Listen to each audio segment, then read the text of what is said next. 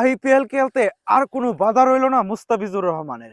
যে সংশয়টা ছিল মুস্তাফিজ 1,20,00,000 টাকায় বিক্রি হওয়ার পর ভারতীয় দর্শকরা তাকে একদম সরাসরি হুমকি দিয়ে বসছে যে যদি মুস্তাফিজ আইপিএল খেলতে যায় তাহলে কলকাতাকে তারা বয়কট করবে। ইভেন মুস্তাফিজকে যেন ভারতীয় ভিসা না দেওয়া হয় তার জন্য পর্যন্ত তারা আন্দোলন করবে। তবে এই বিষয়টা একদম নিশ্চিত করে দিয়েছে ভারতীয় ক্রিকেট বোর্ড বিসিসিআই।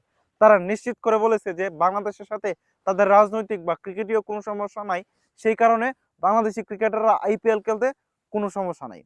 আর যে ভারতীয় দাদাদের সমস্যা ছিল যে মুস্তাফিজকে 9,20,00,000 টাকা দেওয়া যাবে না, বাংলাদেশকে 9,20,00,000 টাকা দেওয়া যাবে না, তারা আঙ্গুল চোষেন। এছাড়া আর কিছু করার নাই, কারণ মুস্তাফিজুর রহমান এবারের আইপিএল খেলতেছেন এটা নিশ্চিতভাবে বলা যায়। তাই মুস্তাফিজুর রহমানের জন্য অনেক অনেক শুভকামনা রইল। যে ভারতীয় দাদারা মুস্তাফিজকে বয়কট করেছিল তাদের চোখে আঙ্গুল দিয়ে যেন দেখাই দিতে পারে মুস্তাফিজ কি জিনিস। মুস্তাফিজ এবার টপ পারফর্মটাই করবে, এটাই আমি আশা রাখি মুস্তাফিজের উপর। শুভকামনা রইল মুস্তাফিজ আপনার জন্য।